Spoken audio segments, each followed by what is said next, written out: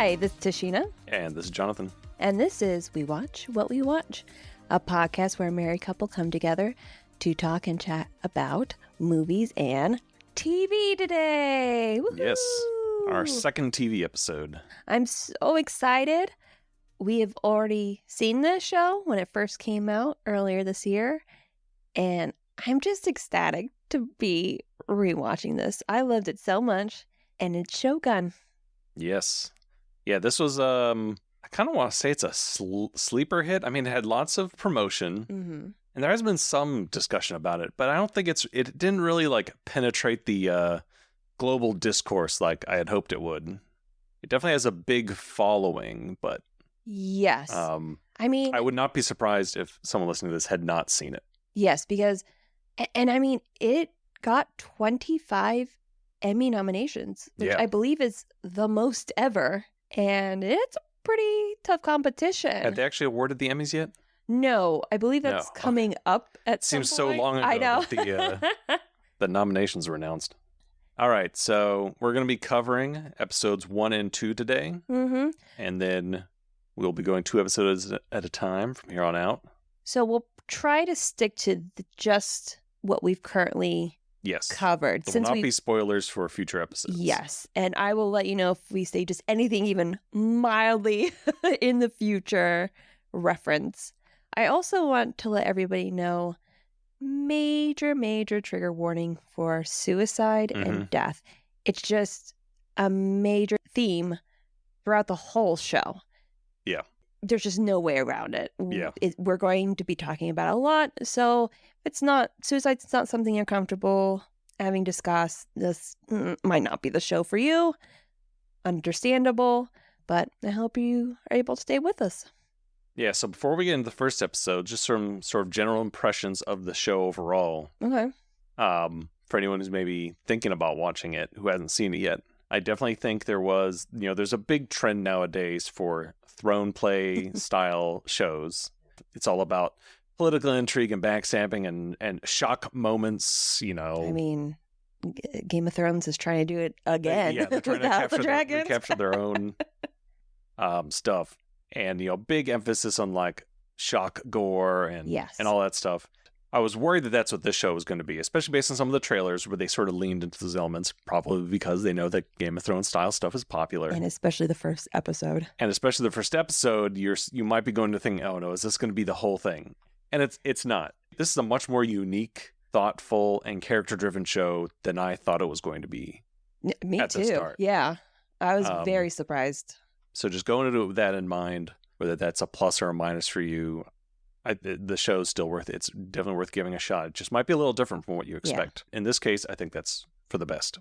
Yes.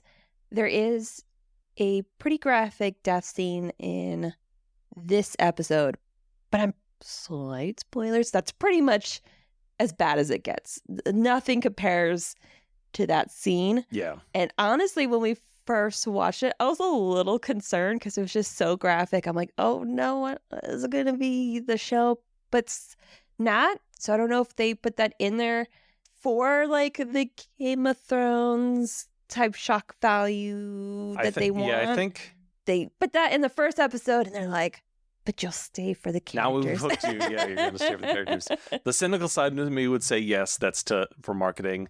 If I was to have a non-cynical view of it, I think it's just the whole show, the theme is about death. The whole thing. It's all about death. Yes. And how you treat it. And I think it's very important to follow the main character's journey and for the audience to have right up front, they wanted you to understand that here in this culture, death is a fact of life. Yes. And it's ever present in a variety of ways. Mm-hmm. And so they wanted to get you into that right off the bat, death, to sort of prime you. It's almost like, when something's trying to give you tension, they'll do something brutal, kill someone right off the bat, so you know that they're capable of it. And I think that's what they were doing. They're showing, hey, we are capable of doing whatever we want. Yes. And then they pull back a little bit to sort of let it simmer. But, they don't just beat you over the head with it for the sake of shock value.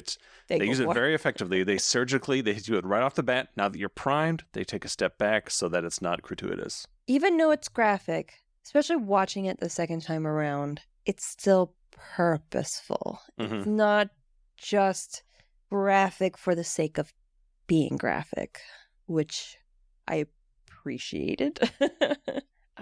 I'm not a shock value person. I don't mind graphic violence, but I don't like it just for the sake of it. All right. Do we want to give a little summary for episode 1?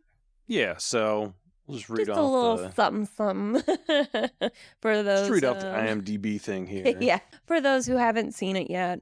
Destinies converge in Japan after a barbarian ship washes ashore in a poor fishing village. Meanwhile, in Osaka, Lord Tornaga finds himself outplayed by his enemies. So yeah, the episode cold opens with this ship, this wrecked European ship coming out of the mist before this Japanese fisherman in this village. A great scene where it just sort of emerges. Oh yeah, when pretty much from the perspective of the Japanese character, when they first see the boat coming out of the fog, it's almost like a ghost ship. Wait a minute, I'm wrong. That's not the opening scene. Oh no, yeah, you just see us as the audience, we see it first, and then they have their first scene on the boat, and then the Japanese man on the coast sees it coming through. Yes. Okay, yeah, sorry. I swear we just watched this. So yeah, we see the ship come out of the mist. We then are introduced to our main character, quote unquote. One of the main characters. Yeah, we have John 3. Blackthorne. So John Blackthorne, he's an English pilot, which means he's the one who steers the ship and navigates. And for the clarification for those of us out there. And so his ship, it's torn to bits. He's talking to the captain, and you discover that, they used to be this big fleet. They're now down to, hundreds of men. They're now down to 12 people on one wrecked ship. So they've clearly lost their way, but they've been looking for, as they say, the Japans. The Japans, yeah. The Japans, yeah. The captain is convinced they're not going to find it. John Blackthorne is much more, determined. He's just taken some measurements and found sand beneath them. So he knows that they should be close to land. But the captain has sort of resigned himself to his fate. They're all starving. They've run out of food. They've run out of water. Yes. It's just a matter of time. And in our first sort of real introduction to the themes of the show, the captain asks John Blackthorne for his pistol so that he can kill himself. And John Blackthorne is very put off by this. He says that would be a coward's way out. Yes. So you get his view. Yes, and how he views death and suicide. Death and suicide and struggle and what's, and so you get those views right off the bat, establishing his character. Which is interesting because his perspective on someone choosing their death really changes within these first 2 episodes. I think by the end of this episode, the very first one. And it's interesting because the language that the captain uses is also similar to some of how our Japanese character talks about death. Like, it's calling them. Yeah, I was trying to figure out, especially with this viewing, I was trying to figure out the difference in how the English, or I guess probably Dutch captain, how he views death and taking his own life versus how the Japanese characters do. And I was trying to see if it was that it's the same act, but I was trying to see if the purpose of it was to show that they thought the same or that they had actually different views about what it meant. Yeah, I'm not sure. I just realized later on Mariko says something that sounded very similar to they the both Dutch talk about captain. Feeling the pull of That's death. what Mariko says. She's like, when she's talking to Fuji, I actually have it written right here. I know you feel the pull of death. It's a mercy you must reject. Yes. Similarly, the captain describes, I feel the pull of the Almighty. Yes, calling me home. Yeah, this pull of death is not evil. It's kind of neutral. Yes, it's nature. Yes. And I think, actually, it's very good that you point out the scene with Mariko and Fuji, because I think it intentionally mirrors the scene with him and the captain, and you see both of their approaches. Yes. So the captain, Blackthorne, is very dismissive. He says that would be a coward's way out. Yes. And he's like disgusted almost by it. You have to fight, but he gives him the pistol anyway. Yeah. And the captain does take his own life. Meanwhile, Fuji, she's threatening to kill herself for reasons we'll discuss in a minute. And arc, I think she pleads much more, I know you feel the pull of death. I have felt With it too. compassion. So much more compassion, Yes. understanding, but it is a mercy you must reject. She gives her a purpose. And Blackthorn, I mean, he sort of said the same thing to the captain. He sort of also gave him a purpose of, you have 12 men on the ship who still look to you. And I think you have two contrasts here. One is the attitude towards death, where Blackthorn is very dismissive, and that's a coward's way out, and Mark is very understanding. Look, I understand where you're coming from, but... Mm-hmm. And two is the reaction to them being given some sense of purpose. The captain is being given a purpose. Hey, we're still here. We're not dead yet. But he rejects this calling. Whereas Fuji accepts it. She accepts that your liege lord wants you to live. That is now your purpose. Yep. And so I'm wondering if that highlights some sort of difference in viewings of like duty and collective responsibility and purpose and fate. So that might be it. Between the two cultures. The Dutch captain hears the calling. It's not negative, but he rejects his duty. Because he could have waited a little bit longer and, hey, if it really, we're all dying in 3 days, then he could have chosen his way out and given a little bit more time. But it kind of went out even before they were at the last moment. But again, of course, just like they talk about later, he chose his death. Mm-hmm. What more, as they say on the show, what more could a man hope for? Yes. Than to choose your death. We're lots of contrasts, lots of similarities, connections, all from the very first scene. That's why I'm so glad we're rewatching this, because I was just so focused on what the hell is happening right. in the first couple of episodes.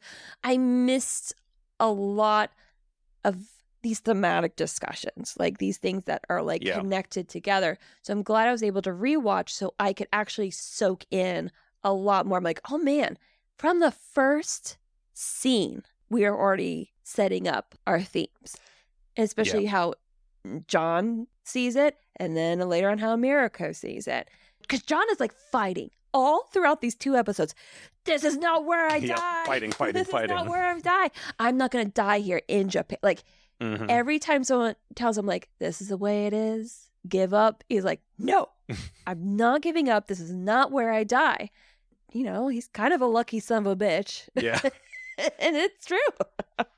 And I think this is why it's important to understand what kind of show it is going in, because I was expecting a throne play style show. Mm-hmm. I was expecting lots of very complicated political intrigue. And I'm like, okay, I'm going to have to go into this. I'm going to have to really make sure I'm following the plot and everyone's names and everything.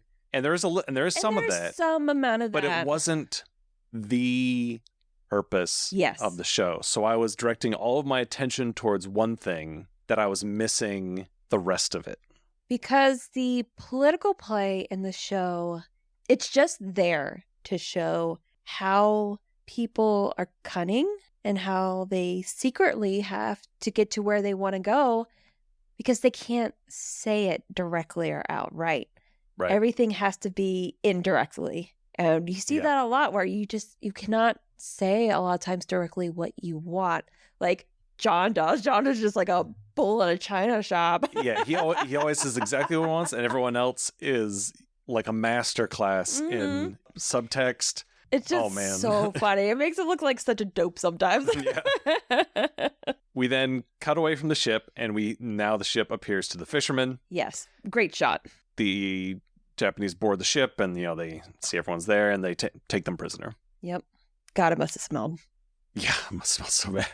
I think you were saying that while we were watching it this time. Yeah. I was thinking the same thing too. I'm just like, man, I'm glad we don't got to smell aroma. Yeah. And then after this, we go and we get to see the first view of one of the other main characters, Yoshi Toranaga. Yes. Played by I have a list. Hiroyuki Sanada. Oh, I'm sorry. Say that one more time. I was talking over you. I was trying to say it really fast so that no one could do the pronunciation. Hiroyuki Sanada. Yes. Yes, who's very well known. He was we've seen him in such classics as Mortal Kombat, Last Samurai. He was in John Wick, the recent one. Yeah. Yep. Many other things. Amazing actor. Presence. I'm so glad they got him for this project. He can convey a whole range of emotions in a slight smirk. I know. It's perfect. The cast in this is wonderful. They really chose the right people on every level. Because so much can't be directly said, especially for our Japanese characters, facial movements, and even though they're speaking Japanese, still the way you say lines, you could still hear like the inflections. And those are so important when your characters can't just say outright what they want. You have to have these hints. And all these actors are great at conveying those hints. So even when you're not completely sure what is going on, just because a lot of different customs, I feel like I was still able to understand what was happening just by the actors, like how they reacted to certain things. Like even when Toranaga first sees the council, like I didn't know everything that was happening there, but I understood like the feelings, like what the play that is happening here and what is at stake, even though I don't know politically what is happening. Right. I mean, they literally, and this is another example of the sort of subtle ways they convey things. You know, he comes into that meeting.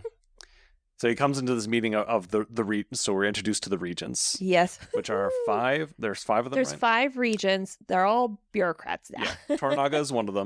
I guess we should back up a second. So pretty much the leader, was it Taco? Is that how I pronounce it? Taco? Not Taco. Sorry, Taco? I don't know. Which one? The main leader, the old man who dies. And his son is not of age. Oh, the Taiko. Taiko. Okay. Not Taco. That dude, the old dude. Okay, yeah. He passes. His son is not of age yet, and he doesn't become of age until 16. So during this time, he knows his son is in danger, and the peace that he's kind of built up could go into shambles. So he put this council in place of 5 people to help rule until his son becomes of age. And all these men, I believe, used to be samurai, correct? Yeah, they're all samurai. They're all effectively, feudal lords. And now they're bureaucrats. Yeah, and they rule the kingdom. And yeah, for the history of Japan, before the Taiko was sort of like the one who unified Japan, at least in this story. He has a real life counterpart. Yes. I want to say Oda Nobunaga, but that could be wrong. But before then, there was a lot of period of, civil war, strife. It was then unified in this universe under the Taiko. And now he has passed. And so that peace threatens to be shattered if all of these lords start going to war again. So now they're on a council. It's been a year since this main lord has passed away. And things are on edge. Yeah, so we find out that Toranaga is sort of on the outs because he's been building up a lot of power. His fief has expanded quite a bit. And he's sort of positioned himself opposite of the rest of the council, specifically of the head of the council, Ishido. Who I really like as kind of an antagonist. I think he's great. Yeah. We find this out pretty quickly, and this is an example of some of the subtle things, that are going on and how they communicate to each other. He shows up at this council meeting, and they've changed the seating arrangement so that it's the 4 of them facing his seat. So he's like, oh, this seating arrangement's new. We thought it appropriate. It's like, okay, we're here to lay down the law. Because he has the Taiko's concubine, who is the mother of the only son he's been able to have. Yeah, so what is he like a prince? Like, I guess he's a prince in a way. So yes, this is basically his mother. Yeah. In this culture, it doesn't matter who the mother is, so long as it's the son of the Taiko. So. Oh yeah, because most of them, it seems like most of these lords have a couple of wives. Like you got your main wife. Yeah, all that matters is the man, unfortunately. And as we find out later, the Taiko had difficulty fathering an heir. The mother of the heir, she's effectively a hostage of Toranaga. This terminology gets thrown around a lot, and it's a very, feudal thing to do. So she is visiting Edo, which is Toranaga's city, and to visit her sister. Her sister, which is Toranaga's daughter-in-law. Yeah, Toranaga's daughter-in-law. Everybody's related. Yeah, everybody's related. So Toranaga's daughter-in-law is pregnant. She's giving birth. Yes. So Ochiba, the mother of the heir, I guess went to go visit, and now she can't leave. I don't know. And so it's almost like this. No one ever outright takes hostages. They just arrange things such that, oh, hey, the heir's mother is in my city now. So, and the lords are not happy about this, so they demand that she be returned. And sadly, it has kind of given them ammunition to be like, you've taken our prince's mom. They're like, oh, okay. So their argument is this is a hostile act. Yes. You must return her. And once you do, we will vote on your fate. Because they have the power to basically impeachment. And what that will mean is that Toranaga will be forced to take his own life along with all of his allies. That's a lot of people. And they are forced to, because it's the only option available to them, he is forced to go to Osaka, which is where Ishido is. It's where the regents are. It's like the center of power. He's forced to go there and effectively now become a hostage himself. Yes. And this is going to come into play, this whole situation of the impeachment and being a hostage and what that means and can you leave and, officially can you leave, but actually can you leave, all this stuff. It all is going to come into play significantly over the course of the show. Yes. But what it boils down to is Toranaga is now a hostage of his enemies. He's trapped in Osaka and they have the power and they will vote to kill him and all of his allies who are there. Yes, because all they need is an unanimous vote. As long as all four of them agree, it's donezo for him. And they will do it as soon as the mother is returned. Yep. Now, you may be asking, why can't he just fight his way out? Well, he's one army, therefore. So it's pretty simple math. 4 versus 1, he's going to lose. And he mentions that, like, let me see if I can find another way to get out of this before. And that's what everyone is trying to avoid. Just like we talked about how, Japan's being fine, there's peace now. Everyone's trying to avoid war. There's always the threat of war, but ultimately everyone is trying to avoid it. So it's this whole dance, this political, but also like you're dancing on all these protocols and traditions and procedures and laws to try and get what you want with some threat of violence, but without being able to really follow through with it. And so that's how Toranaga has found himself in this situation. So I think we should go into a pivotal event that happens at this meeting. Yep. Because this has ramifications for the whole season, and especially this episode. Toranaga's right-hand man is Hiromatsu, correct? Is that how you pronounce it? Hiromatsu, I think so. I think they just call him Hiro. Yeah. So his grandson-in-law is also there. So pretty much all the leads are around there, and then they have like lots of aides and they're underlings, they're people surrounding the room right there, and it's all tense. Armed. Yeah. It's tense. While this back and forth is going on between Toranaga and Ishido, where Ishido's really like dressing him down. Yeah, like a lot of coy little insults and jabs and stuff. Hiro's grandson gets pissed.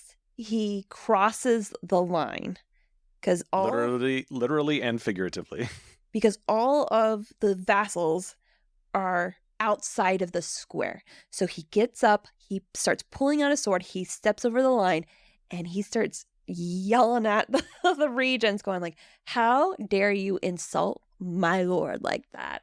You're expecting Toranaga to be like, just sit down, like sort of let him vent.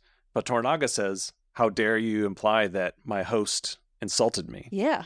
Because obviously Toranaga's trying to play this game very smartly and he knows he cannot. He can't be doing this. And now this guy he's really put his foot in his mouth. And Toranaga's basically kind of forced to openly rebuke him. Yes. And again, it's very steeped in culture. Ishido is his host. He can't. It would be very insulting for one of to claim that he was insulted. So you can see the realization then come over this guy's face. Yes. That, oh, I fucked up. I fucked up bad. Big time. And now he is forced to provide something in exchange to keep the peace, and for the realm, for his lord, he's forced to offer himself up in return. And to end his line. Yeah, so he offers to commit seppuku, ritual suicide, for not only him, but all those who bear my name. So all of his family and his children. Yep. This is very difficult because... Yeah. So he is married to Hiro's granddaughter. Yeah, so Hiromatsu is like Toranaga's right-hand man, his general. He's great. Yeah. Great character. And his granddaughter's Fuji. Fuji, who's married to this guy. They have a son. They have a baby. A baby son. He looks only maybe a few months old. It's devastating. This is probably one of the hardest parts. Yes. Obviously, they don't show anything, but it's still just you seeing him and knowing. Yes. It's one of the hardest parts of the whole show. If you can get through this, you can get through the rest of the show. Yes, I would say this is definitely the hardest parts are in this first episode. If you can make it through this first episode, the rest will be fine. Do we want to jump ahead to the scene with Fuji or wait? Yeah, I think Okay. we don't have to go linearly as the show goes. We can cover it in the order we want in relation because they have one discussion before we get to the scene, and Yeah. Toranaga's pretty much tells Hiro, like, I can at least spare your granddaughter. Yeah. Since, technically she's not blood related to this family, so only her husband and her son have to die, which is... And in this conversation, you get some of Toranaga's true thoughts, like a little bit, as they talk about later in the show. Because he called the guy brave. Yeah, he says he doesn't approve of all this pointless death. And here's like, the boy was stupid. And Toranaga's like, no, he was brave. And so you get some of his true thoughts, and again, another big theme of the show is these feelings that you can't show beyond. There are feelings you can't show to your enemies. There are things you can only show to your friends, and there are things you can only show to yourself. Yes. We'll get into the three parts later. I think there's a whole episode titled. Yep. So the scene where the husband and I guess a few of the servants come to get the son from Fuji. Mm-hmm. And she's refusing. She's like, you're not taking my baby away. And they go, go towards her, and she takes out a knife. She puts it to her throat. Yep. Because she is supposed to live. Exactly. So she's like, if you guys are going, I'm going too. There's no way you are going to die and I'm not going to. And this is where we get the introduction of Mariko. Yep.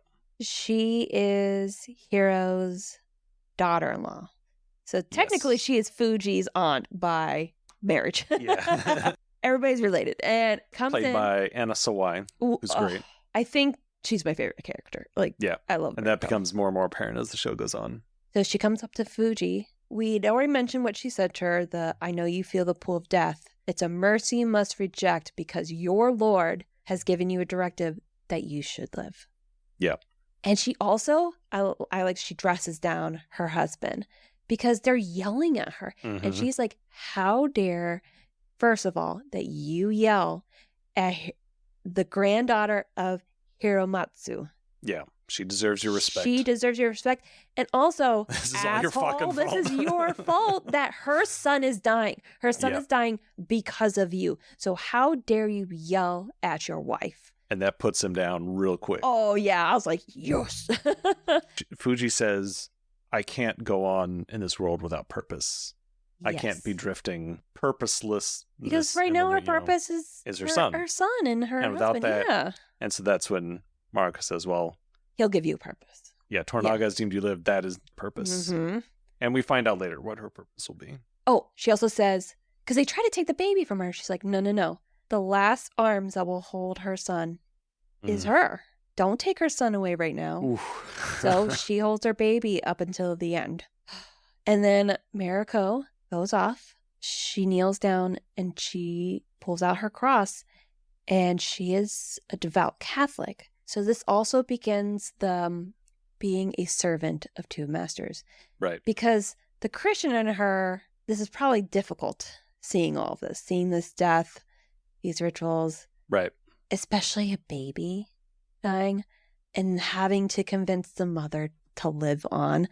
And she just is like, forgive me for having to be a part of this.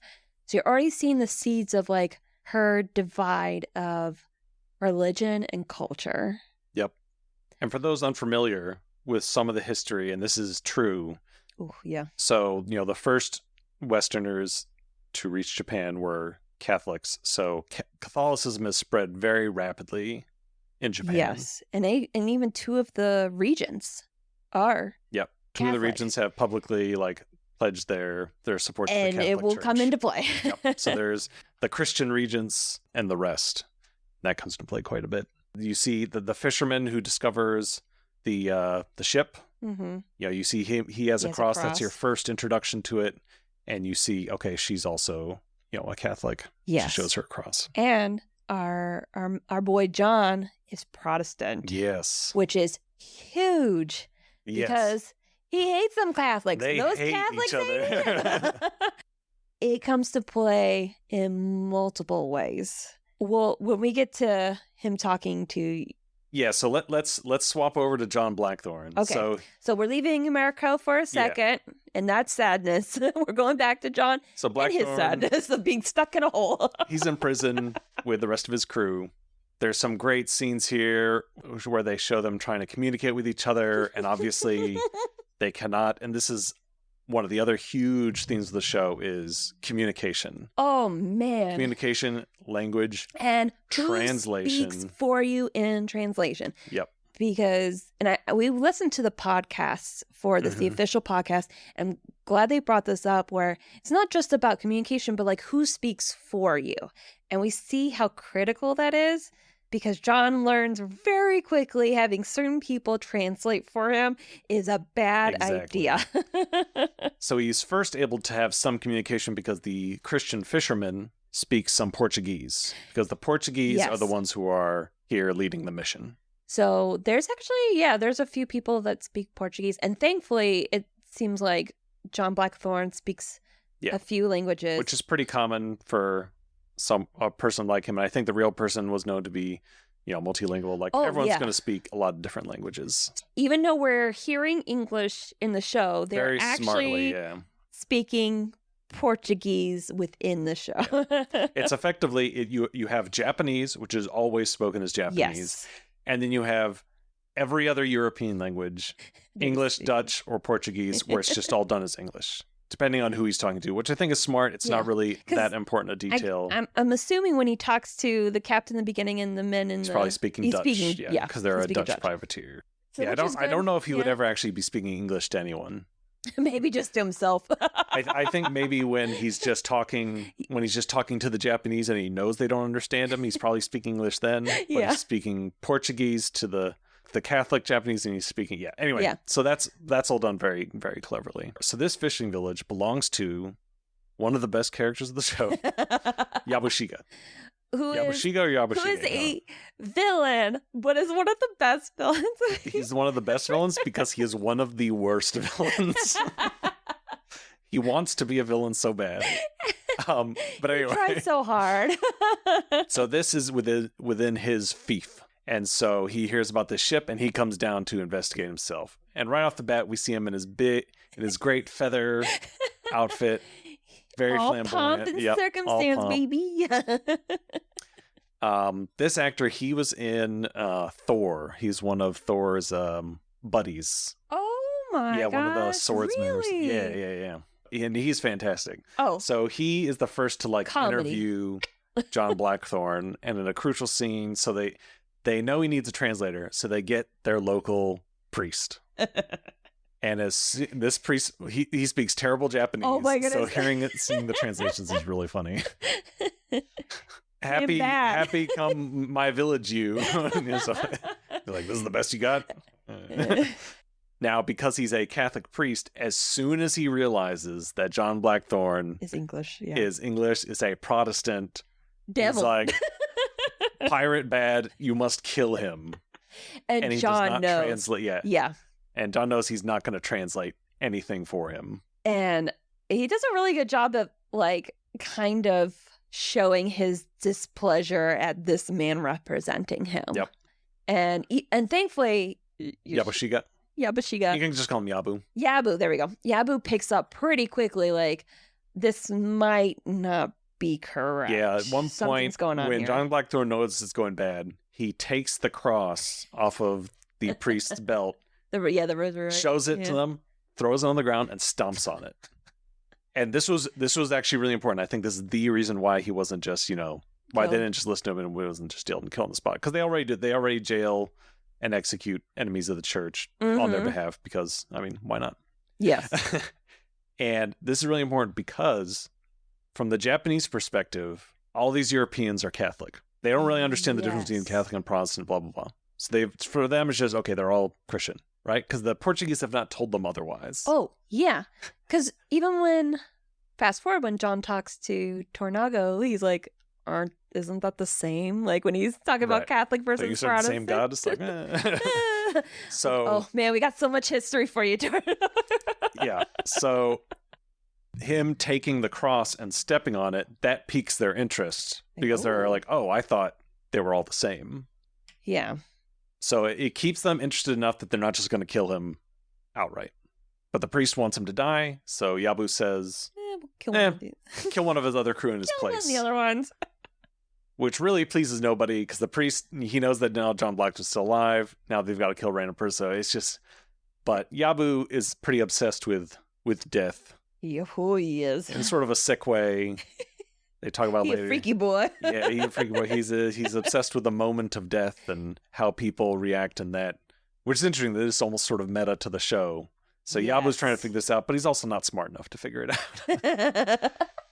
But this does lead into the second most brutal moment of the episode, where they take one of his crew and boil him alive. Yeah. And he's just screaming, and the whole village can hear it. And Yabu's just there chilling in the yard listening. Mm-hmm. I guess his right-hand man is telling the courtesan Kiku about why he's doing this. Like you said, the moment of death. Eventually the guy can't take it anymore and bashes his skull in on the rim of the pot to end his suffering. It's just like, ugh. Yes, that, and then that part was quiet. Yeah, was rough. Again, Yabu being a little freak. He brings the courtesan, which is the sex worker, in, and she starts making out with his right-hand man. Yeah, so this he's character... a voyeur. He's this is a recurring character, Kiko, this courtesan. She's like the best one in the land, and she comes into play significantly later. What else is worth mentioning? The falcon in the beginning that Toranaga gets. Toranaga. We'll see by the end of the season if I actually get this man's name right. Toranaga. Lord Tor. His falcon brings him the message. He knows about the ship. He knows about the crew and what's on board. So he sends Hiro, since he cannot leave Osaka, Hiro goes to check things out because they're not going to tell him. Yes. Yabu was not planning to tell Toranaga anything. Yeah, Yabu, the guy who interviewed Blackthorn, and he's the the head of this. This is his fief. He has a nephew, and the nephew is the one who's in charge of the village.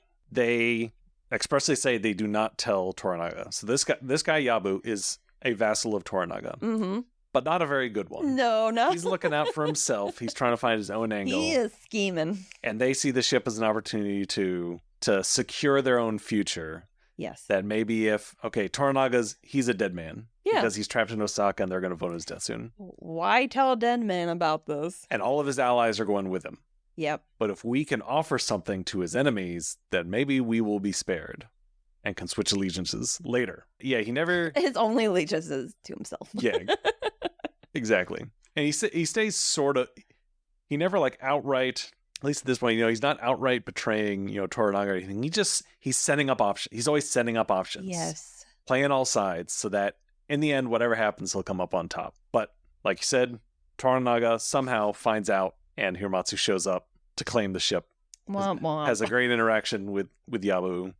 Yabu's like, but this is my fief. He's like, oh, so sorry. I thought you were loyal to our lord. Of course I am. This was a gift. In fact, I wanted it to be a surprise, but you've ruined it. I love these two so much. I love Hiro. I love Yabu. So this is a great exchange.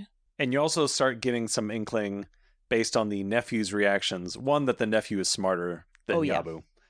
And two, that he sort of sees that Yabu is kind of weak. And he folds pretty fast. Yeah. Now, did he have any other choice? No, but... Yabu never thinks more than one step ahead. He tries to scheme. He is often one step ahead. The problem is that everyone else he's dealing with is 10 steps ahead. Especially Toranaga. Toranaga. Stop it. Just let me be wrong, Jonathan. Just let me be wrong. Toranaga sounds so silly. I can't. Just let me be wrong. He needs a nickname. Yeah. So they find out about the ship, and they take the ship, and they take John. Yes, that's the key. We're introduced to another character, a Spaniard. So he comes in, and he starts translating for Vasco John. Rodriguez, right? Rodriguez, yeah. Yeah. So he's a Spaniard who sails with the Portuguese. So obviously they are not friends, but he's sort of intrigued by him, he sort of likes his attitude, and she's like, okay, well, I'm going to bring you to Osaka with the rest of these people. And he is there because he is their pilot. Correct. He pilots the Japanese ship because he's a skilled pilot, and obviously the Europeans have lots of sailing experience. So, okay, it makes sense. Yes. And they sail to Osaka. On the way there, the ship hits a storm. Bad one, too. And they develop a nice sort of back and forth, a nice rapport, even though they are kind of enemies. Like it's like frenemy. They're like frenemies. Frenemies. Yeah, that's a great way to put it. They stay frenemies throughout the show. Rodriguez gets swept overboard. John Blackthorne tosses some wood out to him so that he can stay afloat. And later, when the ship puts in for repairs before they keep going, he volunteers to go out looking for him. And he's adamant too. Yeah. Like, I'm going to find him. We don't leave men behind. Because a lot of the Japanese leadership is like, he's dead. It is what it is, But they're like, well, he is a pretty skilled pilot. So we'll look for him. It's probably worth our time. Specifically, Yabu goes to bat for him and says, he's not wrong to look for the pilot. And so Hiro's like, all right, you go with him. So now it's John Blackthorne and Yabu. And one other thing which we haven't really touched on. For not speaking the same language, they really like to give each other shit. They're sort of birds of a feather. Blackthorne is probably a good bit smarter than Yabu, but still they have similar temperaments. Yes. Similar short-sightedness. And one other thing that we haven't really talked with, because it doesn't really come out in plot actions, but John Blackthorne is hilarious in that he's a sailor through and through, and that he is foul-mouthed. He's always insulting people and yelling at people. He is cursing his way through Japan. Yes. Thank God nobody knows what he's probably saying. Foul-mouthed, racist. It's pretty bad. He's racist. And I think this is really good because it really establishes, he's fully bought into sort of probably the prevailing European thought at the time. Oh, this dark land. We must find this dark land. These savages. And blah, blah, and that blah. probably doesn't really start changing till the very end of this episode. Yeah. You find out very early what he thinks about Catholics and you papist prick and all that stuff. And so he's off on this little mini adventure with Yabu. And they find Rodriguez at the base of a cliff. Side quest. And you get this great back and forth because obviously they can't understand each other, where they're trying to rescue Rodriguez, but they're like misunderstanding each other's actions. Blackthorne is convinced that, Yabu can't turn down a challenge in front of his men. Because pretty much they have like this rope. They have to scale this pretty steep cliff. And it's pretty far down to get Rodriguez. It's not safe. And so he's like, you can't turn down a challenge in front of your men, can you? So here's a rope. You go do it. And then all the Japanese are like, what are you doing? I'll go do it, my lord. And he's like, no, don't you see? He's challenging me. I have to do it. So in the process of climbing down the cliff, Yabu falls. Hurts himself pretty bad. So the Japanese go to run and get another rope. Meanwhile, he tries to rescue Rodriguez. He pulls him off of a lower rock into a higher one, but then Yabu slips and falls into the waves. Mm-hmm. And for anyone who's been near an ocean with rocks, this is bad news, right? Because you've got surf coming in directly against the cliff face. So he's trying to get out. He can't. The waves keep smashing him against the rocks. Not looking good. Yeah. And at one point, he sort of just clutches the wall. He faces the ocean and he draws his sword. At this point, Blackthorne's, he's been sort of looking down smugly up to this point. Now he's like, the fuck is he doing? Yeah. What's he doing? Yabu looks like he can't escape the waves. He's going to get swept out to sea or dashed to pieces. I was afraid he was going to die just from one of those waves pushing that sword into him. And he's about to take his own life. And at that point, he is saved in the nick of time by his men who come down. They drop down another rope. And he's able to grab onto it and climb up. This is his first time where he's been really moved by the actions of the Japanese, and he doesn't really know how to respond to it. He knows by this point that bowing is a big deal to them, and so all he can think to do is he just bows to Yabu, like out of some kind of respect. And so there you get a little bonding moment between them. Yep. Still not pals, but I think they both see that there's some sort of soul connection there. Yes. They're of the same stock.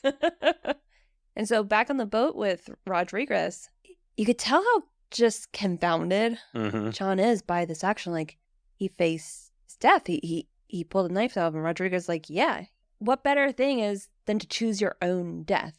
Yeah. He didn't want to die being smashed upon the rocks by or drowned by the water. He wanted to die by sword. This gives John Blackthorne some pause, but ultimately he still falls back to... It's madness. It's madness. I'm not going to die here. Yeah. This is not my fate. Yeah, Rodriguez kept going, like, giving him expressions of, like, the Japanese say this, kind of like a... Yeah. C'est la vie, was like, this is our fate, this is destiny. And to John, like, this idea of, like, fate or destiny is like, he calls it madness. He's just like, no. He's still not convinced that death can be as meaningful as life. So to him, it moves him a bit, but ultimately he still falls back onto, not life is the thing that's most worth fighting for. Therefore, for me in my current situation, because he's in a bad situation here, I'm also not giving up. I'm not dying here. He's still very hard-headed and determined about what his destiny is or is not. That he's going to make his own destiny, right? Yeah. This point, we get a little bit of background to his character, because up until this point, people have been accusing him of being a pirate. He's been saying, no, we're merchants. We're just blown off course. Rodriguez pulls out his trump card, which is that they found his journals, basically, in the ship. Not good. And he basically points out that you are a pirate. You are, Dutch privateers. You had orders to put Portuguese and Spanish ships and settlements to the torch on your way here, and then to open up trade with Japan for your benefit. And Rodriguez says, and as soon as we land, I'm giving these to the Portuguese. At this point, John, out of survival, it looks like he's going to strike him to kill him, but Rodriguez pulls a gun on him, so John's just like, fuck it.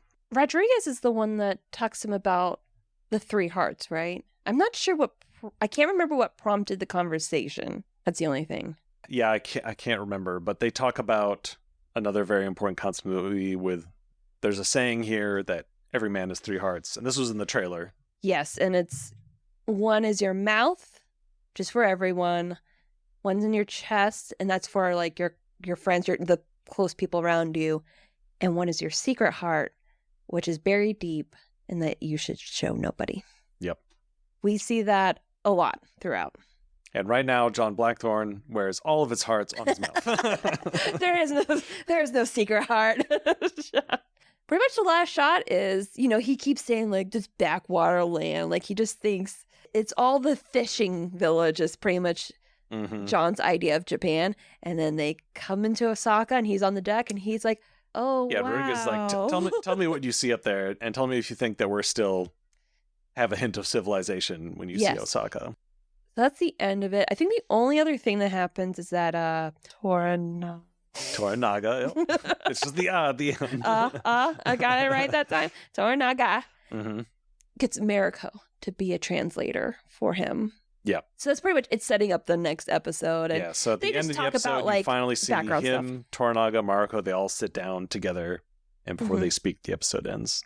Yep, all 3 of our main characters coming together. Because pretty much it is the 3 of them. It's John, Toranaga, and Mariko, our 3 leads. Mariko? Oh, now you're going to make me doubt myself. I thought I at least had that one. I don't remember. The only one I truly have is John. John Blackthorne. All right. So that is episode 1. Great introduction episode. Yep. Great pilot episode.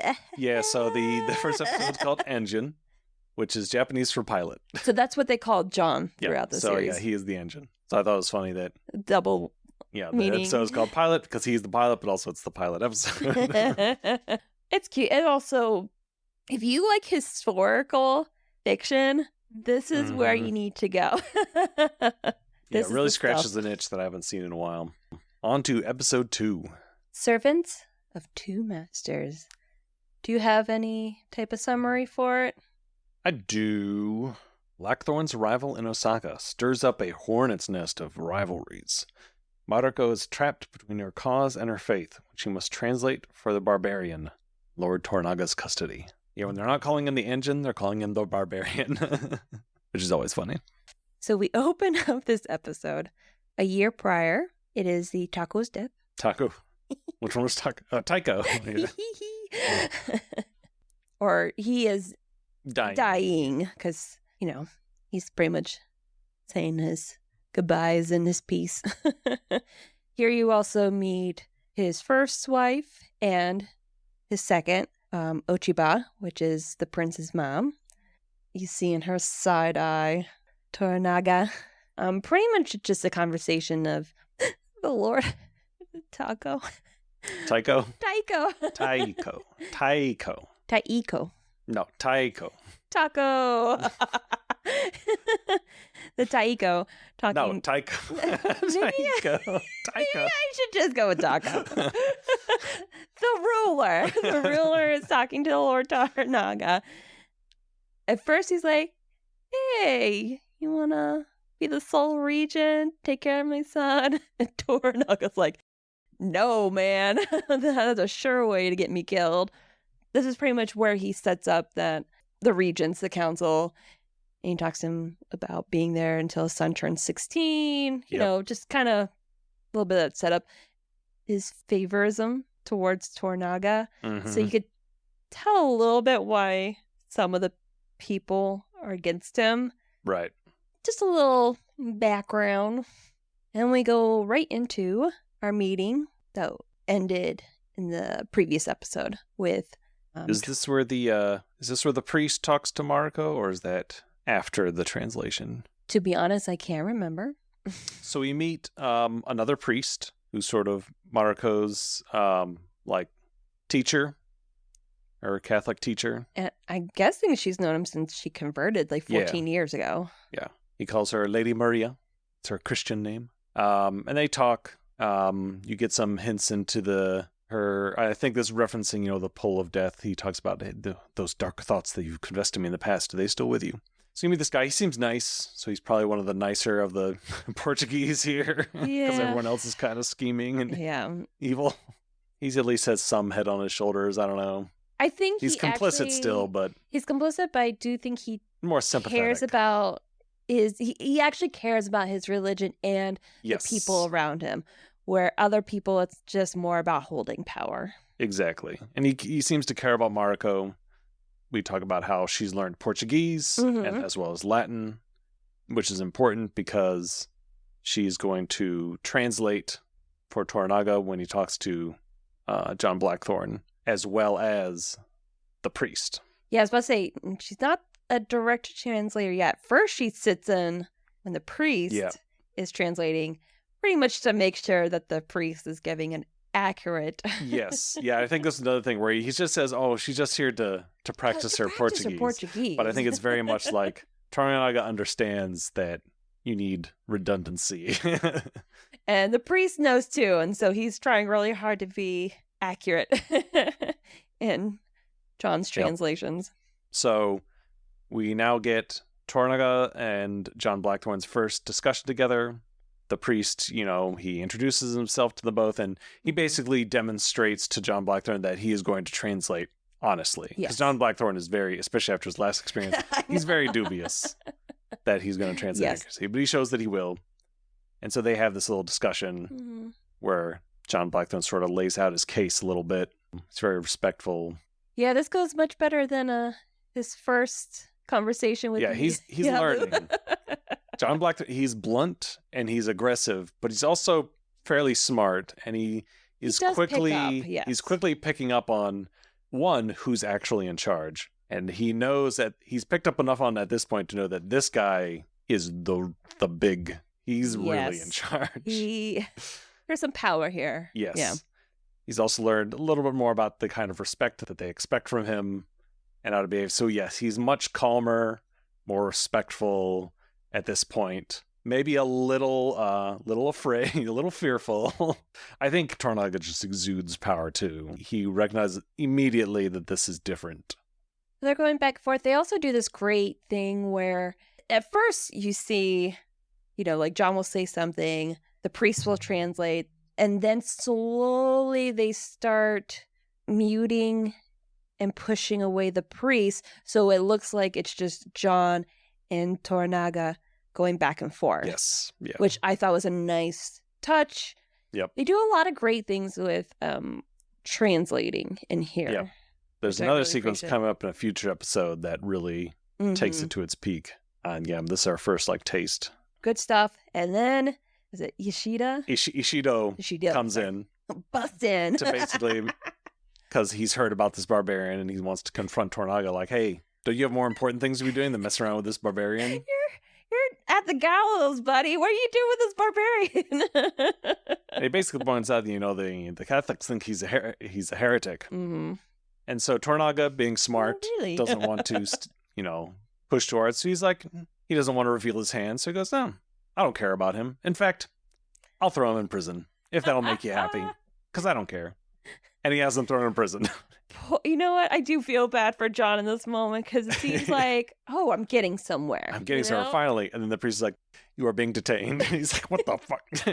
What did you say to them, you motherfucker? So it looks like he might have secretly condemned him. But honestly, he didn't. He was pretty honest in his translation. Yep. It's just politics. Jon gets thrown in prison. Oh, poor Jon.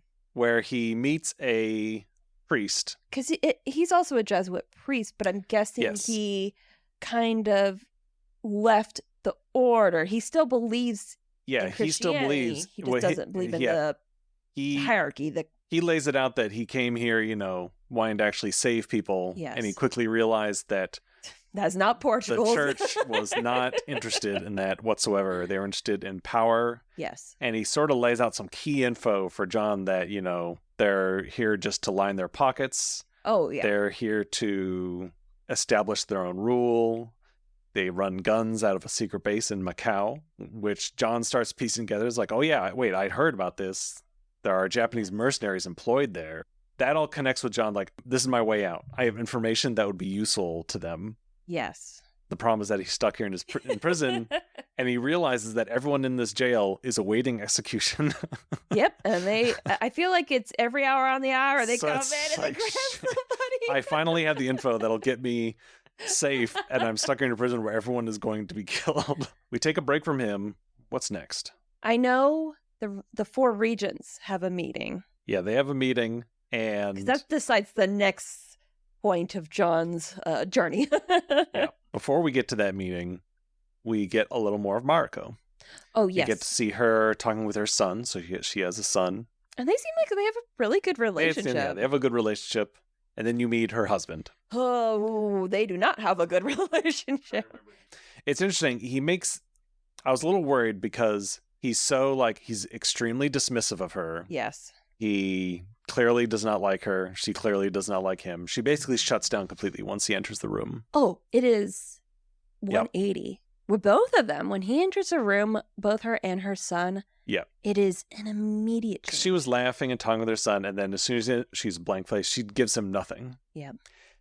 Now, we find out later why that is. I was a little worried at first that it was going to be, so she has this slovenly, brutish Japanese husband, so she's going to fall for Jon Blackthorne because he's, different, and it's a little bit that, but there's some very specific reasons why her and her husband treat each other the way they do. It's way more complex. It's way more complicated than I thought at first. That comes into play later, so we'll just put a pin in that. Mm-hmm. But clearly, there's not a good relationship here. Oh, not at all. And this is our first example of that. Hiromatsu comes in and saves her from this awkward exchange. He says, Toranaga's called another meeting. So, of course, her husband gets, oh, yes, of course. And he's like, no, not you. Mariko. Toranaga wants you. And you could tell her husband is not liking that. She has like a special position, pretty much. Yep. She is in the inner circle. Her husband does not like that at all. Still, you can't remember his name. We'll figure it out for next time. I don't know if they even said the name here. Probably not. She goes to then meet with Toranaga, so it's Toranaga and Hiromatsu. Hiromatsu basically calls him out. He's like, I don't understand why you're messing around with this barbarian when you're literally at death's doorstep. And Mariko is the one who sort of figures down. Is like, well, he's using it as a distraction. The church doesn't like him because he's a heretic to them. Yep. there are 2 Christian lords on the council. Toranaga can only be impeached with a unanimous vote. So until this guy is taken care of, it will cause dissent among the council and give him some more time. Pretty much, John is a pawn. Yes. And we see this play out almost immediately. We get the council meeting. Did so not take Ishido long. shows up.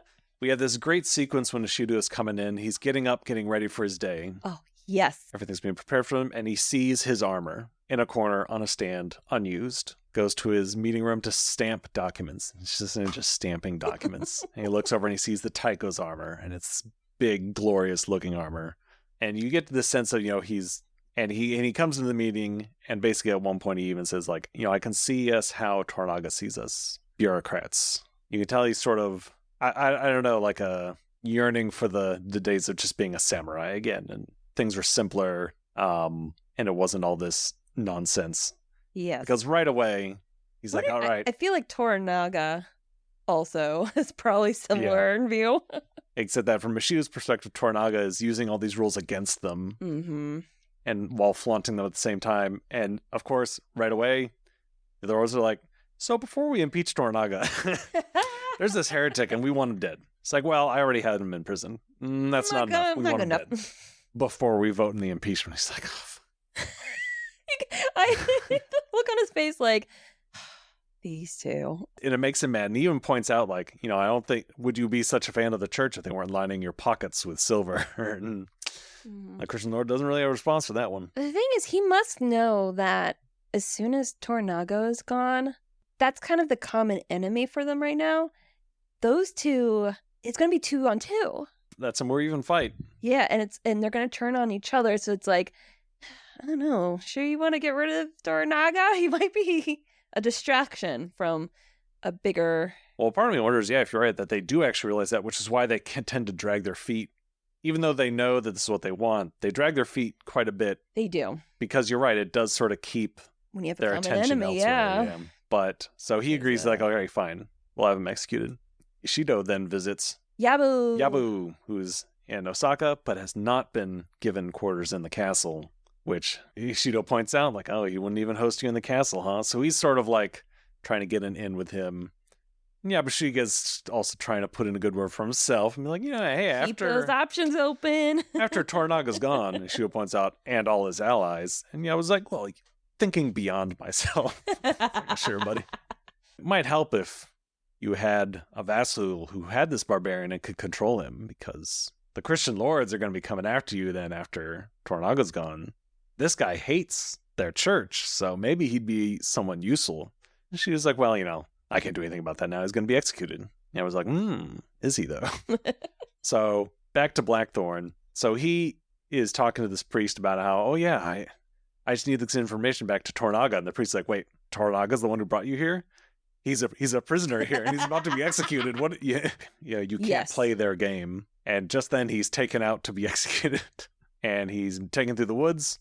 And then in one of our first of several bandit ambushes, their group is ambushed by bandits. Yeah, air quotes, bandits. Bandits.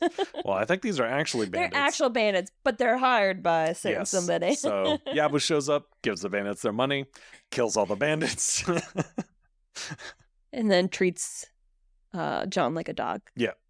Aren't you a good little doggy? I came and save you. Now, and I think this moment really got to Blackthorn too, because I think he really thought he was about to die. It really seemed like it was at the end of the road. Again, he's a lucky son of a bitch. Yep. He gets taken back to Toranaga. Now, I was wondering why Yabu brought him back to Toranaga and not directly to Ishido, but I'm guessing that would be because that would put too much heat on Ishido.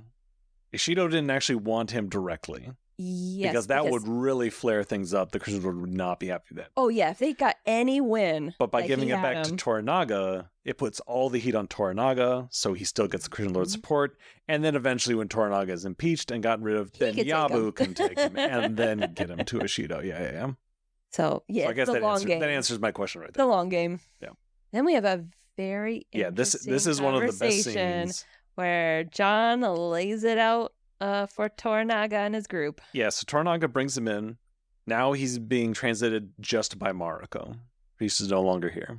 And he basically starts asking some basic questions. Tell me about your land. Blackthorns, we just want to be friends. We're here to a common interest, which is to get rid of the Portuguese.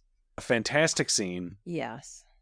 Where John uses all this information that he has to expose sort of the Portuguese plot here, which is that Spain and Portugal have come up with an agreement between themselves, which I do believe was a real arrangement. Oh, yeah, this was all real. That they basically divided up the entire world, so the new world, so everything everything outside Europe, into two giant halves. Spain gets this half, Portugal gets this half, and because Japan falls in the Portugal half, and he tells it belongs to them, and they're just like, you get how this is, they are livid. Understandable. Can you imagine the audacity of another country coming and going, well, this is ours now, and just they're playing the long game because they are slowly putting people in power that are Portugal leaders, the church leaders. This is where Marco's loyalties really start to be tested. Oh, yes. Because one thing he tells them is that, they ran guns in support of a armed rebellion against the Taiko. And of course, Taiko and Tornaga were really close. Mm-hmm. That's bad news. And then when he tells them the plot from the Portuguese that, their plan is to replace non-Catholic rulers with rulers of their own. Yep. Hence the Christian lords. And Marco at first refuses to translate this. She's like, you're lying. Stunned, yeah. That's a hard pill to swallow. And so she's like, do you swear in the name of your God? And he says, I do. And so at this point, she's faced with a choice because she's hearing all the stuff about all the plans of the Portuguese and the Catholics. And she is a Catholic, and she doesn't want to believe it. But ultimately, she does choose her loyalty to Tornaga to translate honestly, and she does translate what he says. But this is like the first real test of her two loyalties. And also a character because, she is honest with the translation. And it really shows who she is. Because she could have easily lied or really dumbed it down or try to soften it in any way, but she's like, but this is what he said. Even if she doesn't believe it, it's still what he said, and it is a true translation to what he's saying. So I think that actually speaks a lot to her character. And I think one other really interesting thing that we start to see in this conversation, as compared to we've seen now 3 different scenes of him being translated for him. Yes. One by the priest in the beginning, who was absolutely not honest, did not translate at all, and tried to get him killed. Second, by the second priest, who was much more honest, but also was still an outsider. He is a Portuguese translating to Japanese, which is a language that he has learned. Yes. So he's translating more directly. In that conversation with Toranaga, he was translating very much one-to-one. Oh, yes. Of what John Blackthorne said. Now you have the third translator, Mariko, who is a Japanese woman who has learned Portuguese. What that gives her is an understanding of Japanese culture and mannerisms and the way you're supposed to speak and what you actually mean. Yes. And I think you start to get some hints, especially in the beginning when he says things like, where she does not translate one-to-one. She interprets. I think that's there's a very important distinction, and this happens more and more throughout the show, where she does not just spit out whatever he's saying. She tries to, I don't want to say maybe twist he's not twisting what he's saying. She's trying to get at a more polite way. More polite, but also I think she's trying to get, and I think this is the fascinating thing about translating. She's trying to get at not the words he's saying, but his meaning. Yes. What does he mean by this in his culture? How do I interpret that into a similar meaning, but in our culture? And especially when talking with Toranaga, it really comes across, as you said, as she's making maybe a little more polite or more appropriate. Yes. Okay, I get this what he's saying, but it would be more appropriate if he said it like this way. And so you can tell sometimes at the beginning where he says just little things like, I'm grateful to be alive. And she translates, he thanks you. But that's not exactly what he said. Yeah. She understands how the two cultures. And as she gets to understand him more, I think you even see that further episodes where she's like, no, he means this. Exactly. And I need to say this way. So that's how Toranaga will read this sentiment. And that's really something to watch out for. And it starts here, and it's just a really fascinating thing, and just goes to show how smartly the show is put together. Mm-hmm. At the end of this conversation, all this information has been presented. So you almost expect maybe at this point for Toranaga to, you almost take up arms against the Portuguese. But he doesn't. He sort of collects himself, and he's like, you should abandon this war against the Portuguese. You are outnumbered. There is no hope for you. Which Blackthorn responds, unless I win. And that gives Toranaga a little smirk. Yeah. Just a little smirk on his mouth. That's all the emotion he's going to show, is just that little... Kind of like the first moment where he kind of gets John. Yeah. The way this scene ends then is with he decides to take John Blackthorn in and house him in the castle for his protection. Even though he's pretty much on death row, he's still the head of foreign relations. His stamping duties are all in reference to the Portuguese and the Black Ship, which is their main ship that does the big trading. Old galleon. He's the one that okays it to leave port so they can, do their trading. Yeah. And this happens only to give an idea of the, how long travel takes in this time period. They keep asking him, hey, the Black Ship needs permission to depart, because if they don't, they will not be able to be here next year. So this takes a long time for these ships to move. It depends on the winds. Otherwise, it's going to take too long, and they won't be able to make it back. So they're really pressuring on, okay, we got to get permission for the Black Ship to leave, because otherwise that's going to hold up their trade and thus their flow of money. Mm-hmm. The priest we see earlier, he is the one that brings the papers to Toranaga. And Toranaga's about to sign. He's about to stamp, man, and it is like hovering. He's like, you know what? And he puts a sign. You could see the guy's eyes just like, no.